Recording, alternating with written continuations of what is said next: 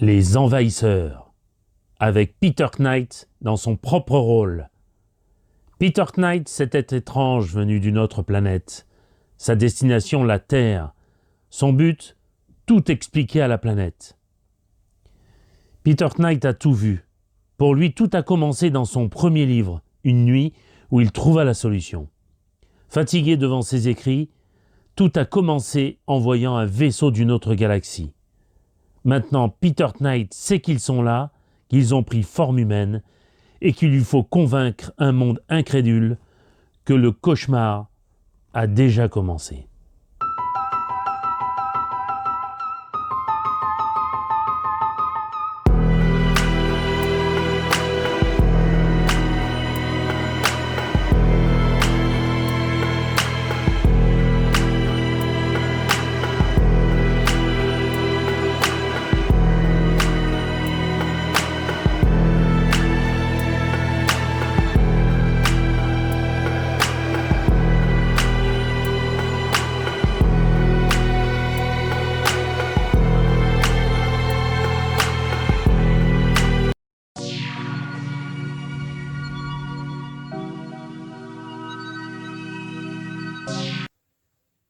Alors voilà, tout commence avec ces boîtes noires dès 1943 lors de l'opération Philadelphia. C'est écrit en toutes lettres dans le livre de Charles Berlitz, qui est un livre monument, qui nous présente exactement les bases mêmes de l'ufologie, parce qu'il fait référence à un astrophysicien réputé, Maurice Ketchum-Jezov. Tout le monde sait maintenant dans l'ufologie qu'il a été assassiné dans sa voiture, hein, c'est Jacques Bergier en a parlé, en amenant des documents.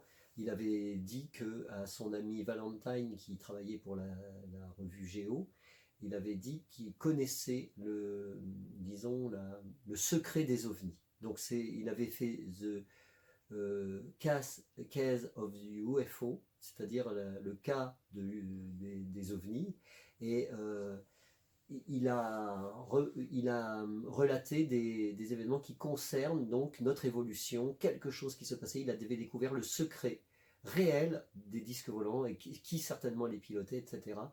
Donc là, on en vient un peu à l'histoire de Jacques Vallée qui, avec son ami Maurice Châtelain, parle d'une organisation secrète qui très riche et très puissante, qui posséderait des ovnis sous l'eau, sous la terre, partout, hein, et qui vivent depuis des milliers d'années avec nous. Donc je pense que les anciens dieux, comme les nouveaux dieux, ont eu une alliance.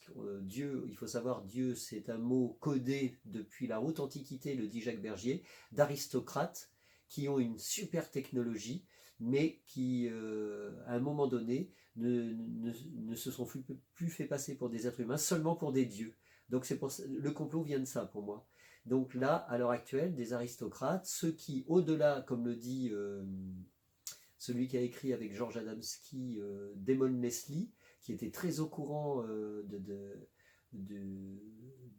la technologie des ovnis sur la Terre, je ne parle pas d'autres galaxies, et a développé certains thèmes dans Les soucoupes blanches ont atterri, où dans des anciens écrits, il est dit que des gens sur Terre ont fabriqué des ovnis, et tout le monde pense toujours que c'est ah bah oui, mais ça vient des extraterrestres, et on va voir que non, ça ne vient pas des extraterrestres grâce à cette boîte noire, cette fameuse boîte noire mystérieuse.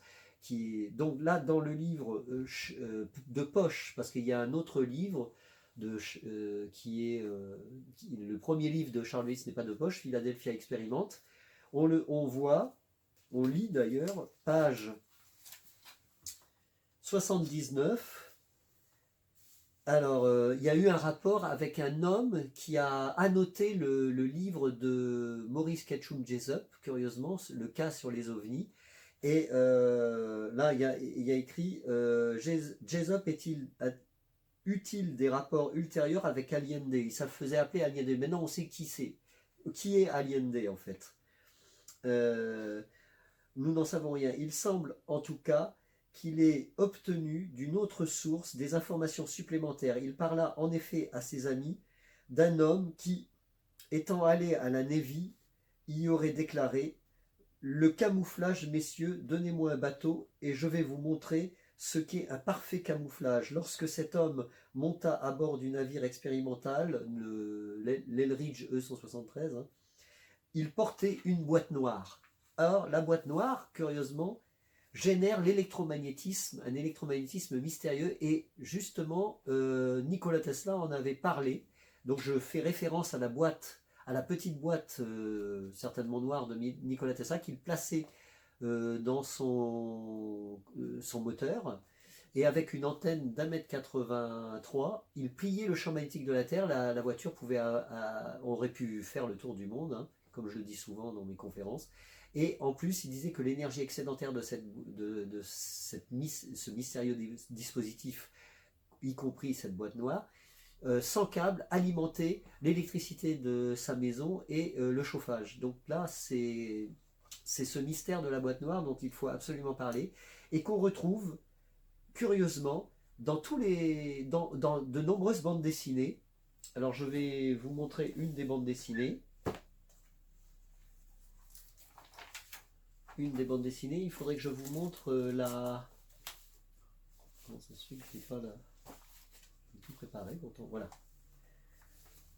La première bande dessinée, enfin c'est pas la première, mais je vais vous montrer d'abord celle-ci parce qu'elle est exemplaire. C'est dans ce magazine de Superman, Batman, édité dans les années 60, numéro 16. Je crois qu'il est introuvable à l'heure actuelle.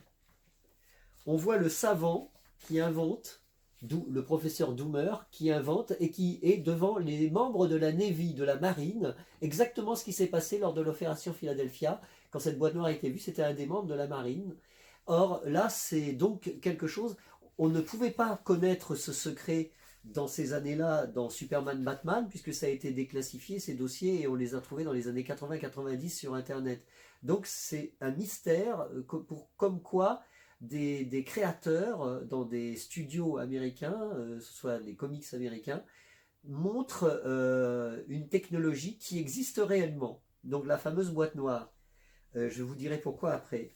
Alors là, cette boîte noire, comme on voit dans Batman, génère l'antigravité. L'antigravité, des gens volent carrément, et même Batman va voler,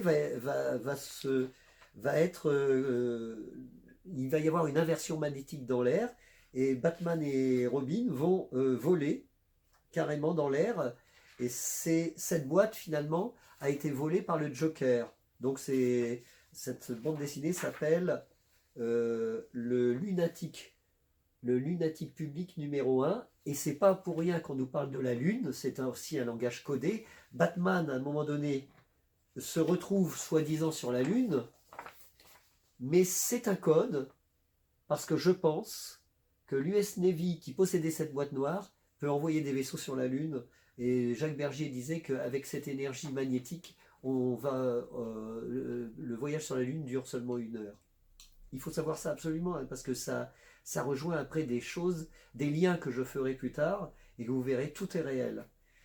La boîte noire se trouve dans une bande dessinée de 1966, appelée L'équipe tonnerre, qui est, dans le véritable langage, l'équipe tonnerre, c'est Thunder Agents. Or, c'est l'éclair, qui est le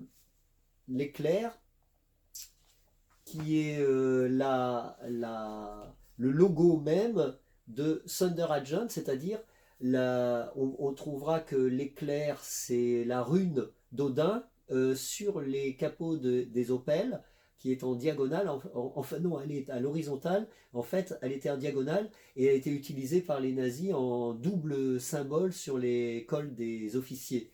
Donc là, curieusement, les Thunder Agents font partie de l'ONU, et œuvrent contre des gens qui utilisent l'énergie libre sans l'accord de l'ONU.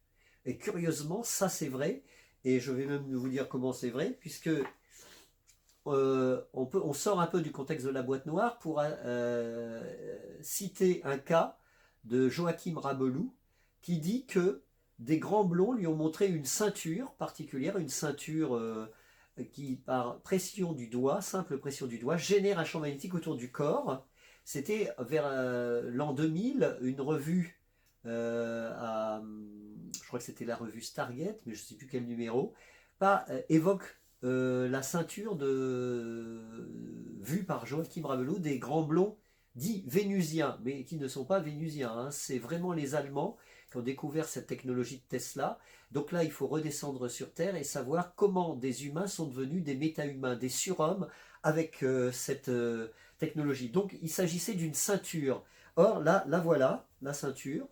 Thunder Agent, on voit, c'est une bande dessinée de 1966 où on voit une énorme ceinture et justement, par simple pression du doigt, qui génère un champ magnétique. Rabelou nous dit que les balles de revolver ne peuvent atteindre la personne qui génère par cette ceinture ce champ magnétique. Et c'est ce qu'on voit là. Il s'appelle Dynamo, c'est Leonard Brown qui tout à coup génère avec cette ceinture un champ magnétique autour de son corps et les balles, on lui tire des balles et elles ricochent sur le champ magnétique. Donc Rabelou, Joachim Rabelou en 2000, nous dit des choses qui sont réellement installées dans une bande dessinée. Enfin, ces faits sont évoqués dans une bande dessinée Thunder Agent, mais Thunder Agent, c'est la partie occulte du nazisme, où c'était des agents tonnerres pour, disons, la mise en place de l'énergie libre foudroyante à travers des vaisseaux spatiaux, à travers des ceintures, des artefacts, des mini-artefacts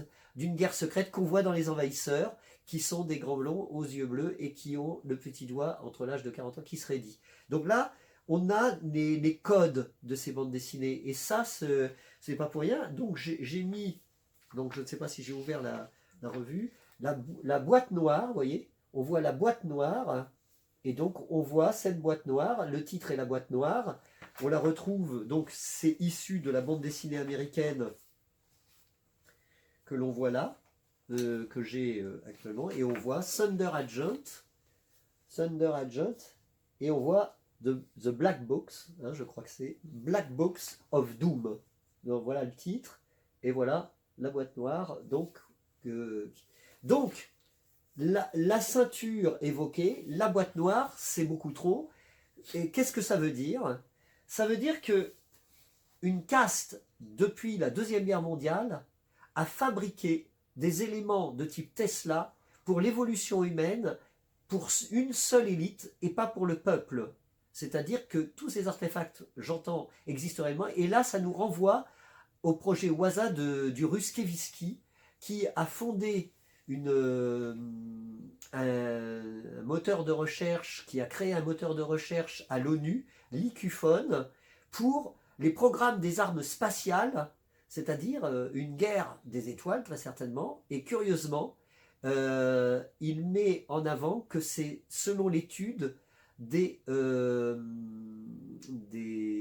ailes volantes circulaires nazies, c'est-à-dire des soucoupes. Les ailes volantes circulaires, ce sont les soucoupes.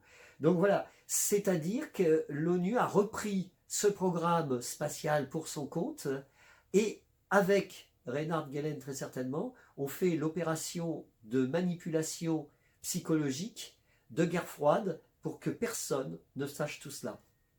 C'est-à-dire qu'on est à l'heure actuelle, largué complètement, nous, dans une hyperconsommation depuis les années 60, sans qu'on se soit aperçu qu'il existe des agents secrets de l'espace qui possèdent des petits disques.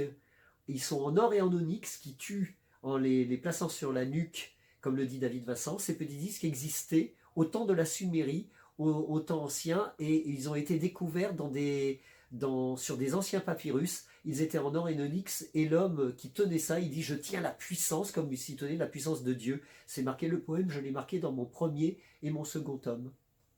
Voilà, alors le pentagramme, donc toute cette histoire du Pentagone à Washington, ou le pentagramme, on voit ça au village, on voit ça dans la série Les Envahisseurs. Dans la série Les Envahisseurs, on voit David Vincent qui est pourchassé par un disque volant où les 5 boules sont placées en pentagone.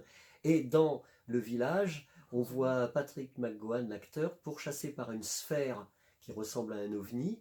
Et sous le village, la porte est en forme de pentagone. Donc en fait, c'est un pentagramme qui est un ancien symbole de protection contre le mal, également appelé le nœud sans fin, sous sa forme entrelacée. Le pentagramme était souvent exhibé sur les portes, fenêtres et foyers, comme sur la porte du village. et des maisons à travers l'Europe pré-chrétienne. On peut même le retrouver en remontant jusqu'aux cultures égyptiennes et sumériennes et également sur des outils médecine amérindiens. Alors voilà la marque du Pentagone, que ce soit dans le prisonnier ou dans les envahisseurs. Alors, ce qui est bizarre, c'est que j'ai vu, je me suis intéressé du coup à d'autres choses et j'ai vu que il y avait une loge qui s'appelait les Skull and Bones et il y a la chouette. Oui. Alors, le Pentagone aussi, le lieu américain, là, Mhm. donc militaire, ou plutôt présidentiel, on voit, vue d'avion, la chouette dessinée. Ah ouais, bah c'est ça. C'est ça. Et la chouette, c'est grec. C'est-à-dire, les Grecs utilisaient la chouette comme, je crois que, je sais plus si c'est la déesse Athéna qui avait une petite chouette. Donc on voit ça dans le choc des Titans des années 80-90. Je sais plus qui avait fait le film, mais je parle de l'ancien choc des Titans et pas toute cette série qui a été faite nouvelle là, où c'est aussi codé quand même. Mais on voit cette petite chouette en or ou en cuivre. Et ça a à voir avec... bon, on sait que la chouette, ça a été... Moi-même, je voyais des chouettes quand j'étais petit. Je voyais en hologramme des chouettes sur des branches d'arbres et je pouvais voir tout l'hologramme tourner sur lui-même et je voyais la chouette dessus.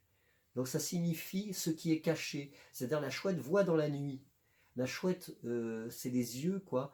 Et donc en fait, c'est ce qui permet de combattre les ténèbres. Oui, en plus, bon, un animal qui vit la nuit, C'est ça, ça les permet forces obscures. Voilà, c'est ça. Donc il y a la chouette blanche, la chouette effraie qui jette.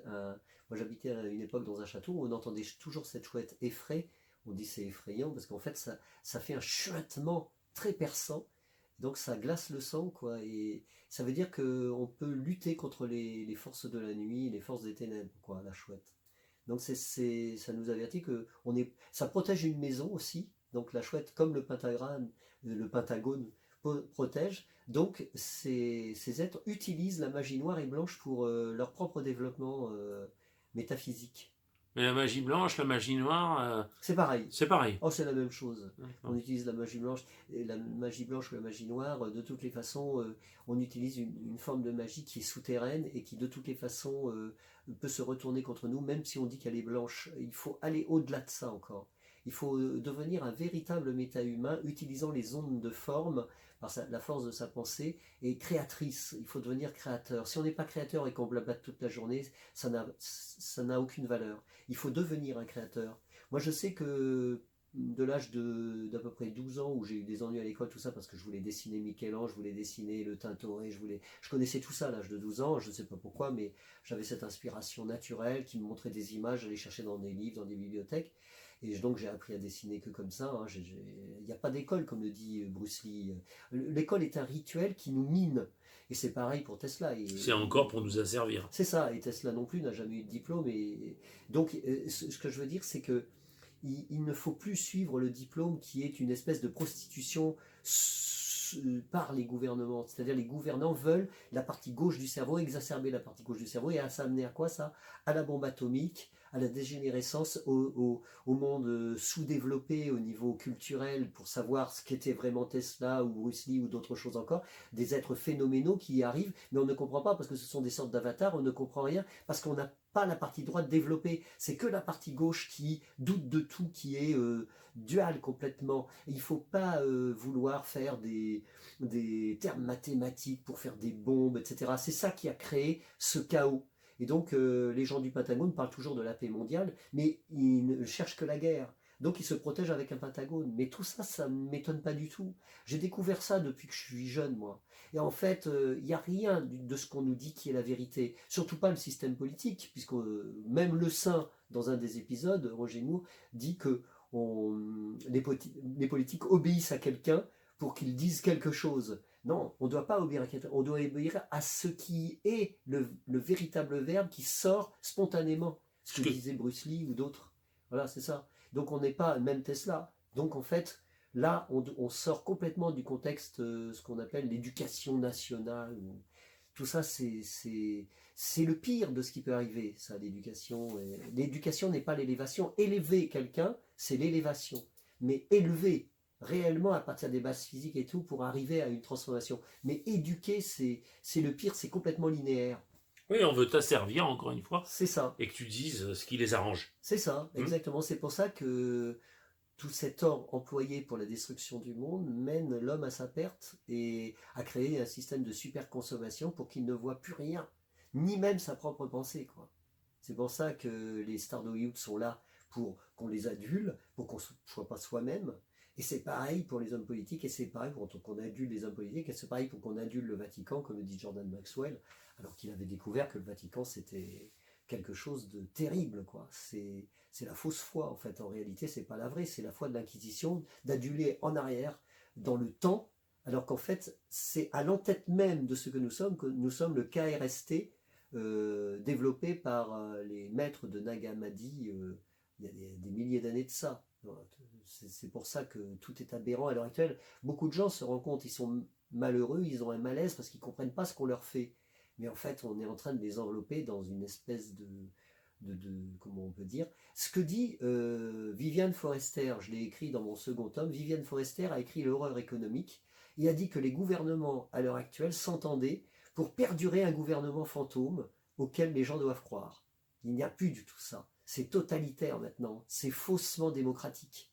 Et on le sait, c'est pour ça qu'ils veulent une Europe totalitaire et antidémocratique comme l'avait développé Walter Einstein en signant en 1957 le traité de Rome pour une Europe, une Union européenne totalement antidémocratique.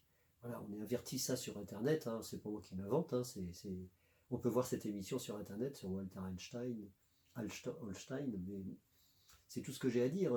Même j'ai défini des codes dans tous les domaines de la culture, que ce soit les bandes dessinées, les comics américains surtout, qui mettent en exergue le surhomme.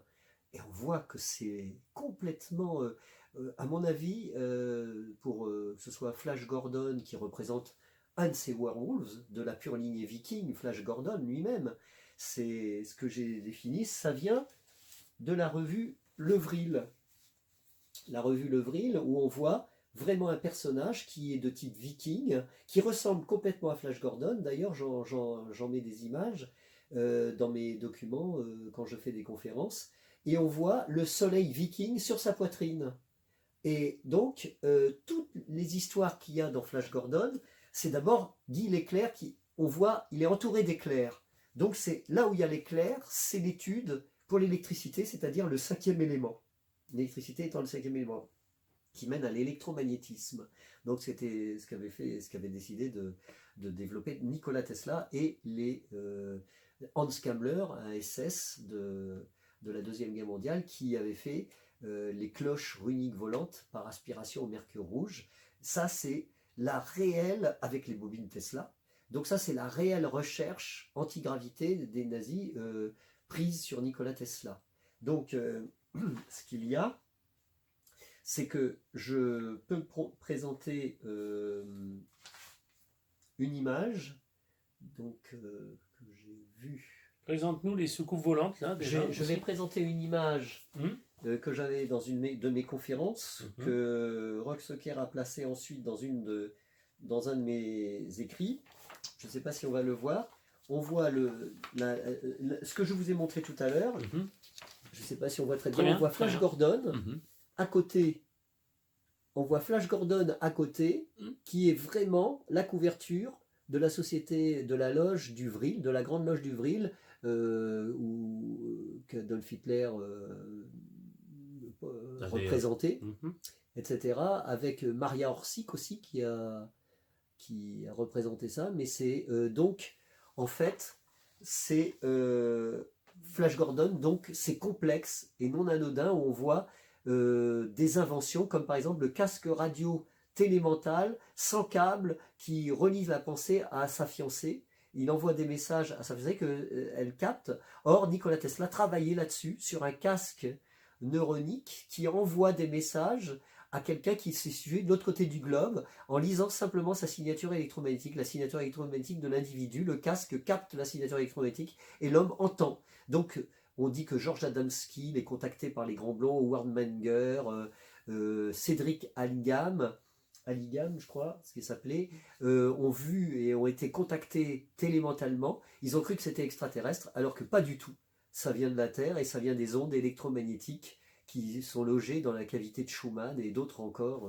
Donc ça n'a rien à voir avec des... Il faut savoir que les civilisations ont évolué avec ça, Atlante, hyperboréenne, ont construit ces choses. Et là, je vais le démontrer maintenant en vous parlant des mystérieuses boîtes noires qui vont à voir avec ce développement qui c'est faramineux. Là, on a la preuve complète ce que j'ai découvert. On en parle réellement en plus sur Internet, mais sans même que les gens s'en aperçoivent, parce que j'ai fait tout un développement sur ces boîtes noires qui se trouvent dans toutes les données culturelles. Tout ce qui est culturel, là, on voit cette boîte noire, et surtout dans les bandes dessinées, et même ça commence par l'opération Philadelphia. Et c'est justement là où on voit que c'est vrai, l'opération Philadelphia. Rien à voir avec les boîtes noires des avions. Non, rien à voir avec les boîtes noires des avions.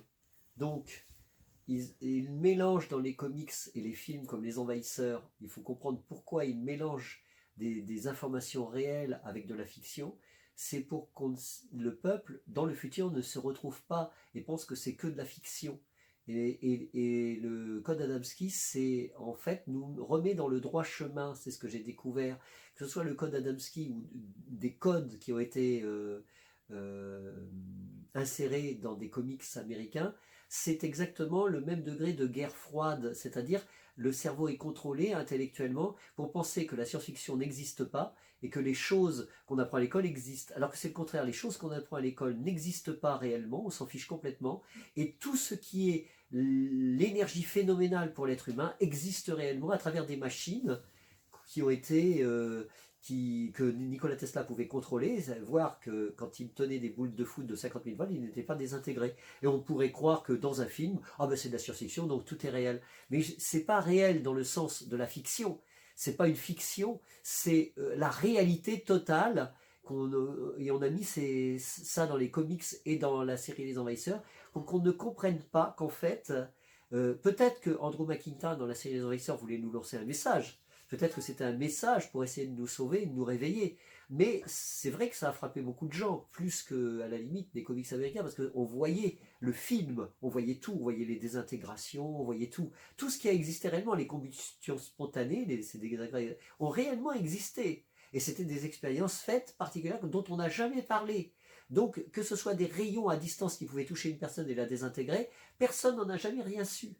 Il n'y a que maintenant qu'on se pose la question, et puisque c'était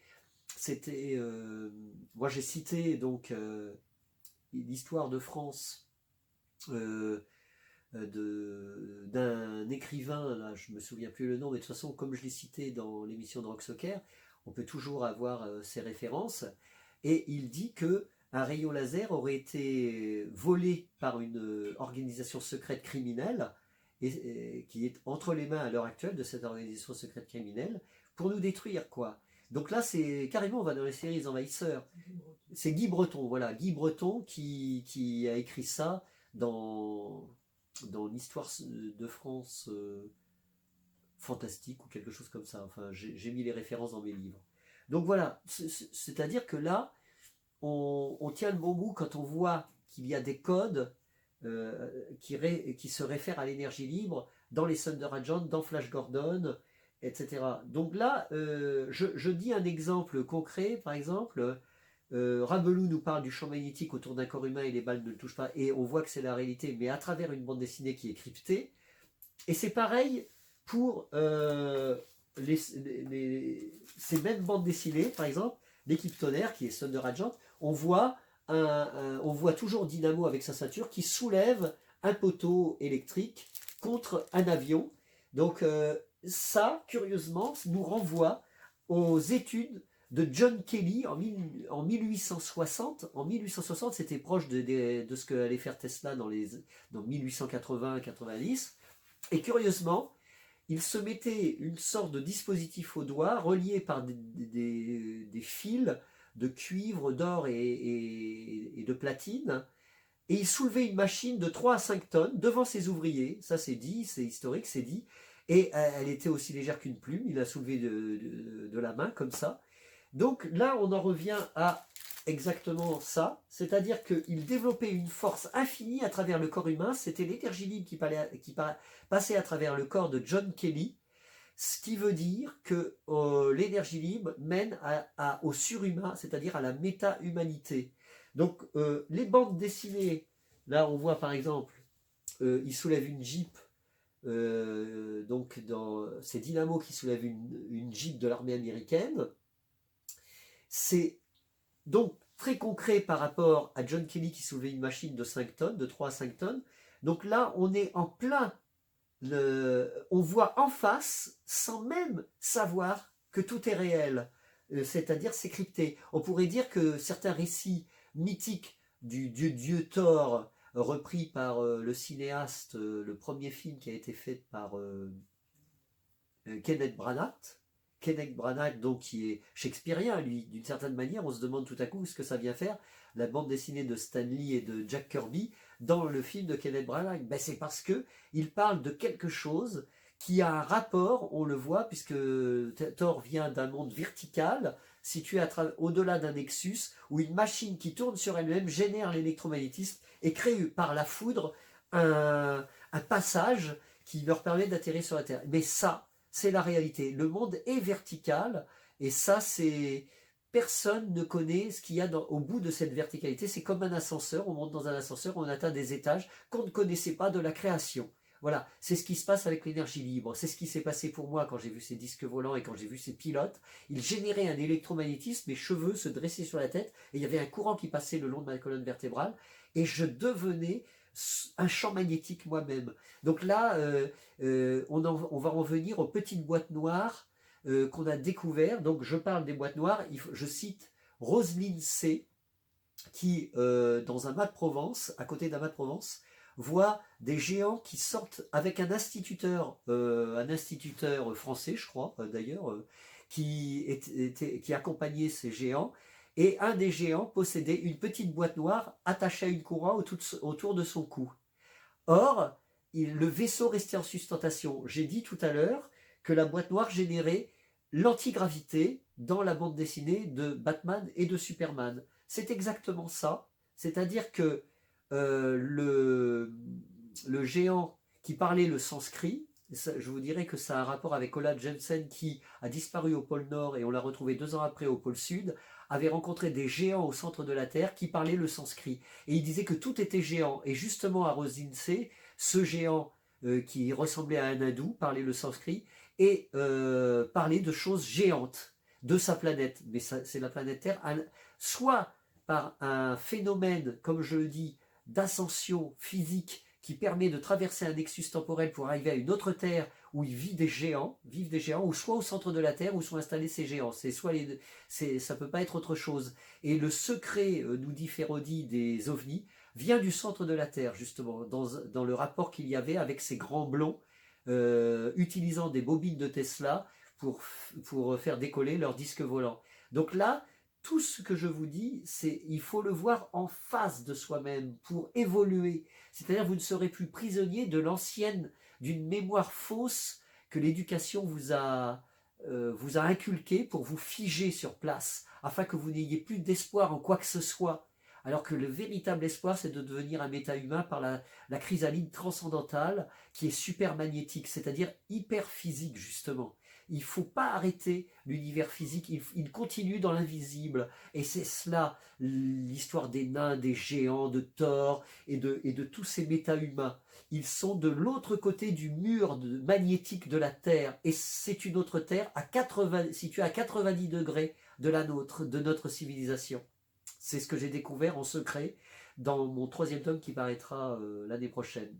Donc, en plus de Roselyne C que je viens d'évoquer, il y a aussi un autre témoin en 1946, un joueur de hockey, Gösta Karlsson, qui voit atterrir un engin, un disque volant avec une antenne au sommet.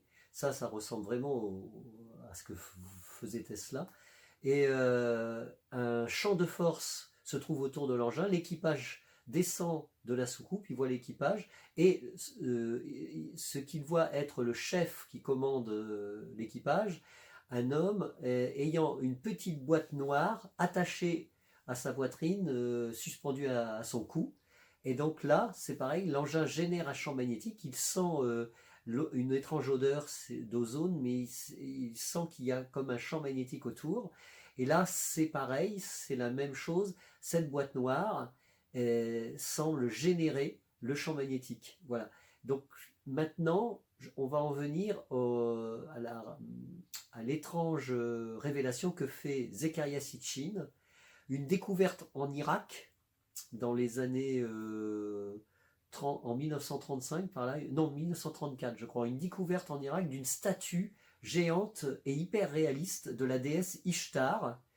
Or, sur le cou de cette statue, nous dit Zecharia Sitchin dans son ouvrage L'escalier céleste, il dit qu'en fait, cette statue présente sur le cou, attachée à une sangle, une petite boîte noire, et sur la nuque, sur son cou, quoi.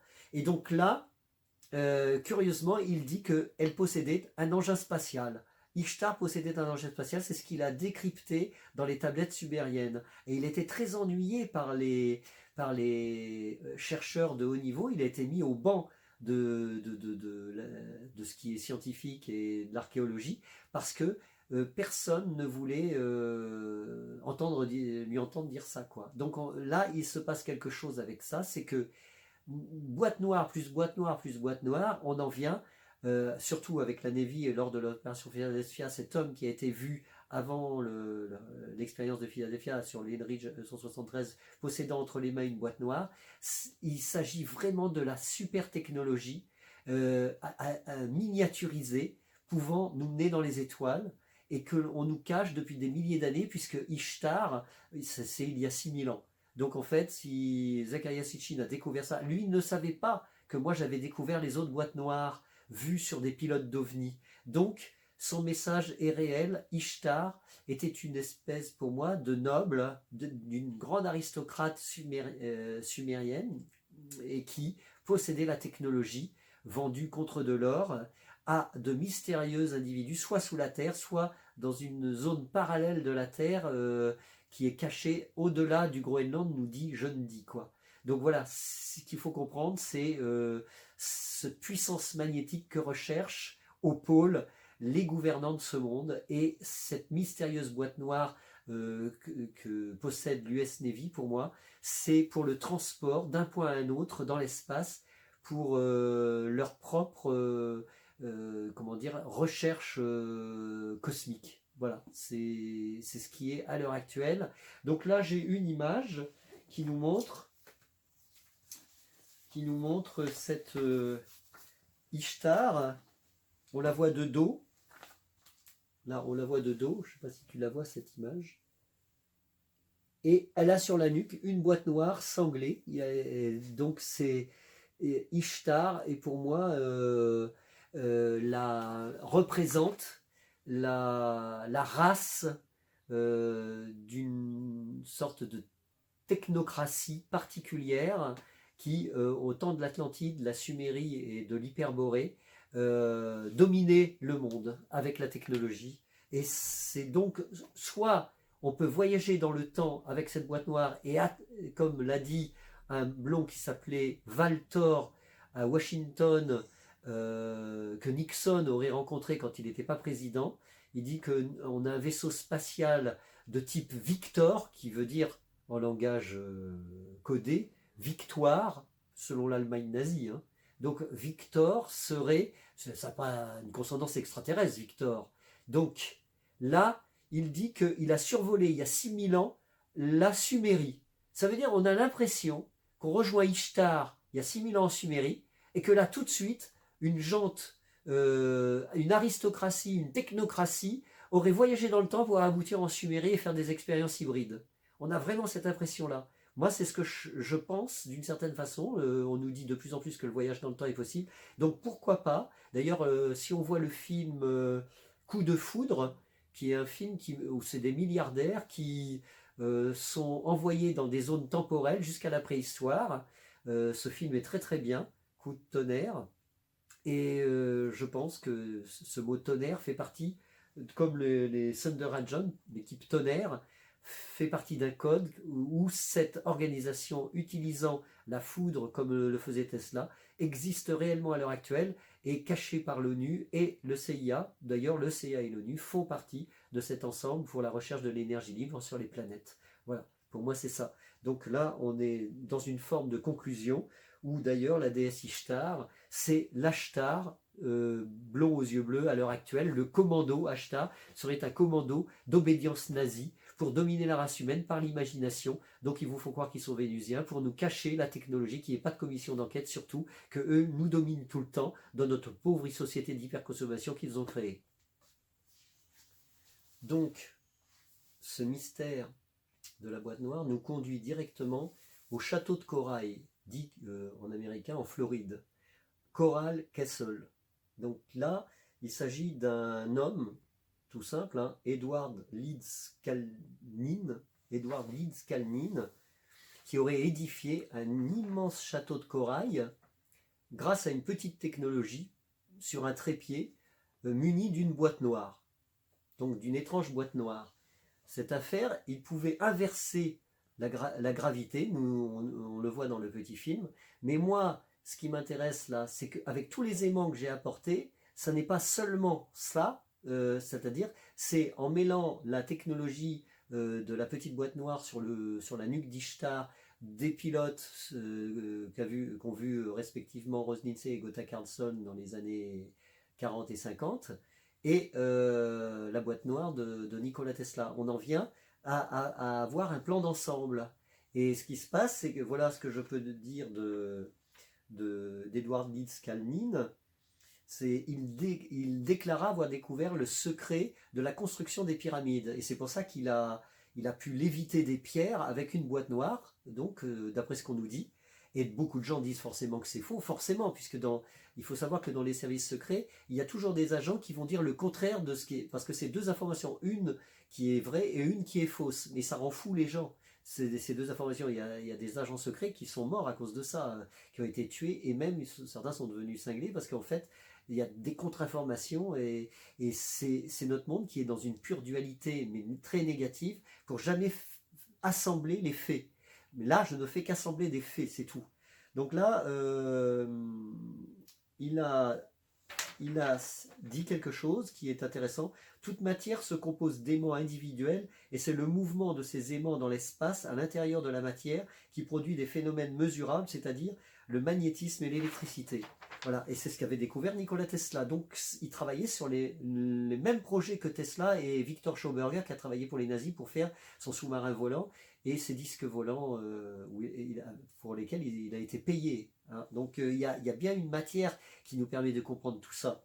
Donc là, si les gens se mettent en lien avec la vidéo du château de corail, donc de l'affaire de Coral Castle, ils pourront comprendre avec le petit document UFO of Tesla qui montre le disque volant de Nikola Tesla, etc., que effectivement, par l'électromagnétisme qui représente le cinquième élément, on devient un dieu, un homme-dieu, quoi, voilà. C'est toute l'affaire surhumaine des méta-humains. Alors je peux vous présenter par exemple, pour dire quelque chose qu'on retrouve dans une bande dessinée de Stan Lee, on nous montre cette couverture en 1969 chez Marvel, et on voit des pilotes dans un engin circulaire, et voilà l'engin circulaire qui était dessiné sur des plans de Tesla. On voit cet engin circulaire comme on le voit là dans la couverture de Marvel. Donc en fait, quand vous voyez cette coupe de l'engin circulaire avec une baie vitrée dans la bande dessinée, le pilote, là vous voyez notamment que le pilote est casqué, et là c'est un vieux plan, hein, c'est pas un plan de l'époque des comics américains, ça c'est bien avant. Et là c'est pareil, le pilote doré a un casque sur la tête, il a une combinaison spatiale et il se fait appeler le sorcier dans la bande dessinée. Or Nikola Tesla se faisait appeler le sorcier de l'électricité. Mais c'est pareil. Et dans cette bande dessinée, ce sorcier a découvert l'antigravité, a créé l'antigravité, comme Nikola Tesla a créé avec cet engin dessiné l'antigravité. Donc, Stanley Lieber, qui se fait appeler plus tard Stanley, possédait des documents, et certainement, à l'instar d'Alex Raymond qui a créé Flash Gordon, devait faire partie de la Grande Loge du Vril pour avoir des dossiers secrets pour faire ces bandes dessinées, qui ne sont pas du tout des inventions. Et ça, c'est dans les 4 fantastiques. Donc tout ça nous montre que pour comprendre notre système culturel, notre système culturel, il faut d'abord appréhender les éléments réels qui nous permettent d'écrire des romans. Donc là, je vais vous montrer 2 romans. Alors, 2 romans, je les ai sortis, n'est-ce pas? 2 romans, où sont-ils? Je les ai amenés pourtant. Hein. Je les ai mis là. Vous avez 2 romans. Doc Savage, La mélodie de la mort, qui évoque des gens qui possèdent des dispositifs les faisant voler dans l'espace, dans le ciel, par antigravité. Et le pays de l'éternelle nuit, Doc Savage, le pays de l'éternelle nuit, et je vais vous présenter quelque chose. Vous voyez qu'il a des lunettes noires. Ça serait normalement pas possible de voir quelque chose à travers ces lunettes noires, c'est parce que ça s'appelle le pays de l'éternelle nuit, peut-être à cause de ça. Et curieusement, je possède un document aussi de la déesse Ishtar, c'est-à-dire une statue qui a été retrouvée à Mari en 1934. Le roman de Doc Savage date de 1935 et parle d'une femme qui s'appelle Sona, son qui veut dire le son, c'est l'électromagnétisme, en fait la longueur d'onde électromagnétique que produisent ces êtres, mais c'est codé, c'est crypté. Elle possède un long manteau avec un casque exactement comme la déesse Ishtar. Elle est électroluminescente par ce manteau. C'est ce qu'on voit là dans la déesse Ishtar, c'est exactement la description qu'en fait Kenneth Robson dans son roman de Doc Savage. Et là, je vous retourne, je mets un bas-relief de la déesse Ishtar a été découvert avec des lunettes noires, celles que l'on voit et que Doc Savage porte. Ça n'est pas un hasard, c'est un code totalement crypté qui démontre bizarrement que cette civilisation dont parle Le pays de la nuit de Kenneth Robson se trouve au pôle Nord, dans un trou au pôle, et les lunettes permettent de voir l'énergie qui jaillit, qui indique l'emplacement de cette super race qui possède toute cette technologie. Là, on est exactement dans ce que nous dit Zecharia Sitchin. Et là, on voit les éléments qui sont dans des romans. Donc, je conseille aux gens de lire La mélodie de la mort, où ce ne sont que des ultra-fréquences qui permettent le déplacement magnétique d'engins à l'intérieur de la Terre, de tubes transparents, donc où voyage ce peuple. Et cette organisation a un nom.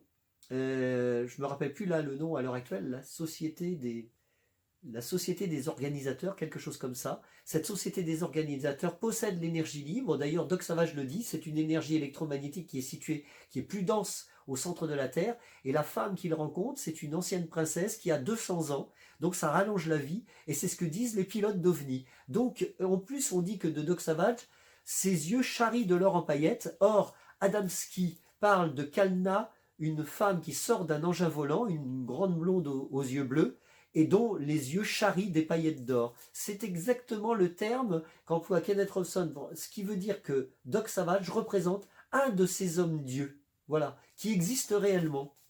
Et c'est fascinant de découvrir ça, parce que ça nous permet nous-mêmes d'évoluer une fois qu'on comprend comment l'énergie libre circule à travers la Terre et notre propre corps. Et c'est ce que Doc Savage, à l'instar de Bruce Lee, connaît des méthodes de combat de rue, exactement comme aussi, je l'ai mis dans mes 2 articles de Bruce Lee. Donc, Bruce Lee est devenu un méta-humain réel, un surhomme, rien qu'en identifiant ce qui était le passé de l'humanité, de ces hommes-dieux, et il a remis ça en fonctionnement, et c'est pour ça qu'on a tous plus ou moins adhéré à la philosophie de Bruce Lee, c'est-à-dire celle de devenir un surhomme.